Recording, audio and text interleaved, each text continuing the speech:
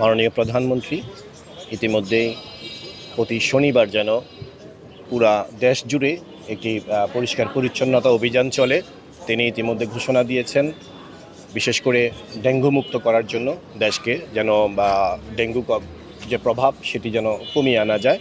তো তারই লক্ষ্যে আজকে আমাদের যে কর্মসূচি চলছে সেটি মাননীয় প্রধানমন্ত্রীর নির্দেশনাক্রমে যে আমাদের যে সরকারি যে নির্দেশনা সেই কার্যক্রমটি চলছে। আপনারা জানেন যেদিন আমি সিটি কর্পোরেশনের দায়িত্ব গ্রহণ করেছি সেদিন থেকেই কিন্তু আমাদের এই শহর পরিষ্কার পরিচ্ছন্ন এবং মশক নিধনের পরদিন থেকেই আমরা কার্যক্রম শুরু করেছি। ইতিমধ্যে মশক নিধনের জন্য আমরা প্রতিদিন 2টি করে ওয়ার্ডে আমরা আমাদের কার্যক্রম চলছে। আগামী পরশুদিন থেকে আমরা একটা টাইম 4টি ওয়ার্ডে আমাদের মশক নিধনের কার্যক্রম চলবে। মাননীয় প্রধানমন্ত্রী যেদিন আমাকে দায়িত্ব দিয়েছেন তিনি নির্দেশ করেছেন যে কুমিল্লাকে তুমি মশামুক্ত করবা, ফার্স্ট প্রায়োরিটি তিনি যানজটকে দিয়েছেন। মাননীয় প্রধানমন্ত্রীর নির্দেশক্রমে মানুষকে স্বস্তি দেওয়ার জন্য, কারণ এখানে আপনারা জানেন যে 12 থেকে 14 লক্ষ মানুষ এখানে বসবাস করে।